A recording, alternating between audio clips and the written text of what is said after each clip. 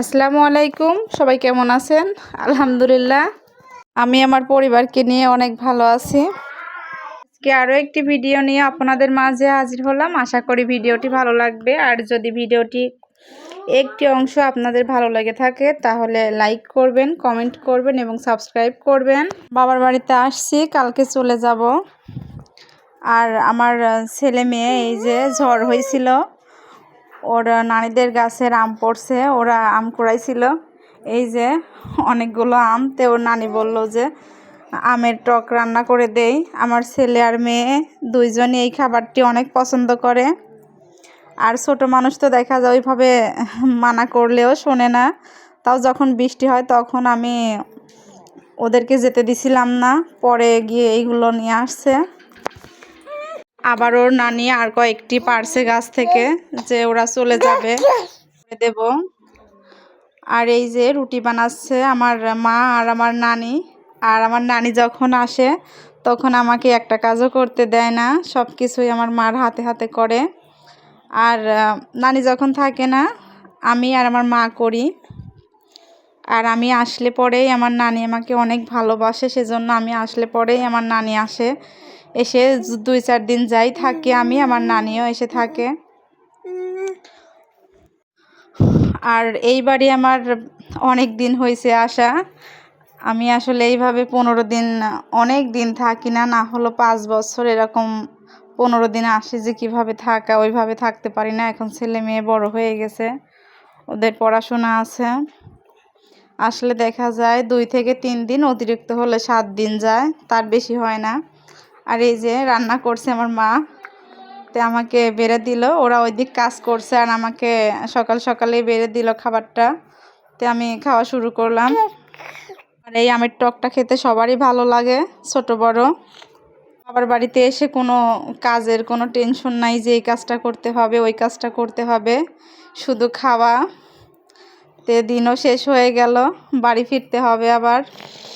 আমার মা চিনি আর গুড় দিয়ে রান্না করছে, সেজন্য আর বেশি মজা হয়েছে।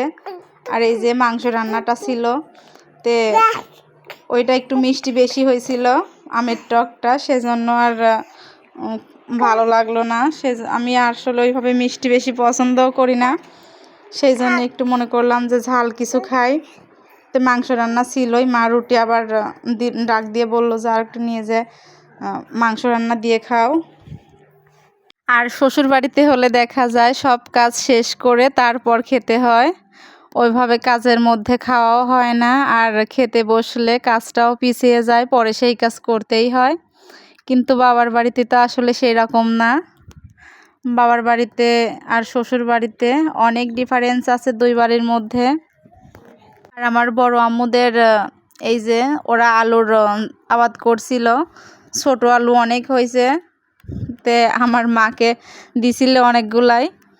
তা আমি আর আমার মেয়ে সকালে উঠে ওইগুলো কাটছি, ভাজি করবে। আর ছোট আলু ভাজি রুটি দিয়ে খেতে ভালোই লাগে, তে আমি সকালেই খেয়ে নিয়েছি। আর আলু ভাজিটা পরে করছে। আমি যে কাজই করি আমার মেয়ে আমাকে অনেক সাহায্য করে। আর আলুগুলো এত ছোট যে ওইভাবে যে একদম ছোট ছোট করে কাটবো সেটারও পরিস্থিতি নেই, অনেক সময় লাগলো আলুগুলো কুটতে। এই আলু ভাজিটা রুটি দিয়ে খেতে খুব ভালো লাগে। আর আমাদের গ্রামের একটি প্রচলিত খাবার আলু ভাজি আর রুটি, বিশেষ করে এইগুলাকে যে দেশি আলু বলে।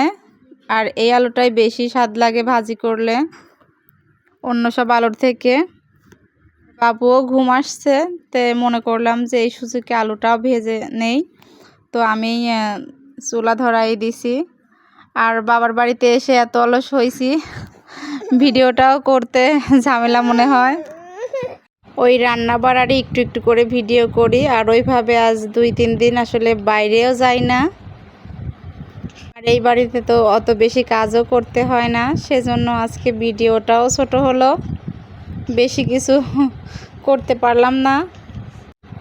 আর এই যে আমাদের গাছের সুপারি,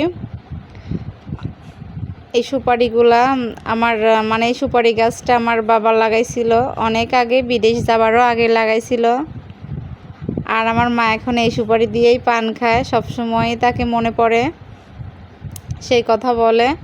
আর এই যে আমার ছেলে সুপারিগুলো দেখে তার আর কিছুই ভাল লাগছে না, এইগুলো দিয়ে এখন খেলা করবে। তো এই যে এইখানে নিয়ে এসে রাখছে গাছ থেকে পেড়ে, আর আমার ছেলে একটা একটা করে নিয়ে যাচ্ছে। আর এই যে এইগুলাকে আমরা আতা ফল বলি। এখন আপনারা কি ভাষায় এটাকে কি বলেন আসলে আমি সেটা জানি না। এই ফলটা আমাদের গাছে অনেক ধরছে, ওই পাশে কলপাড়ের ওই পাশেই ধরছে, অনেক ফল ধরছে। আর আমার ছেলেই পেড়ে নিয়ে আসছে। আর এই যে এইগুলা কালকে পারছিল, পেকে গেছে। এইগুলা খুব মিষ্টি, দেখা যায় না পারলে এগুলা পাখিই বেশি খায়। এই যে আমি চলে গেলে পরে এইগুলা পাখিই খাবে আর মানুষ খাবে। দেখা যায় যে ওইভাবে পাড়ার লোকও নেই, ওই আমার বাড়ির পাশের লোকজন দু একজন যদি পারে তো পারবে, আর নইলে নাই। আর এই যে আমার নানা কিন্তু দেখতে খুবই সুন্দর।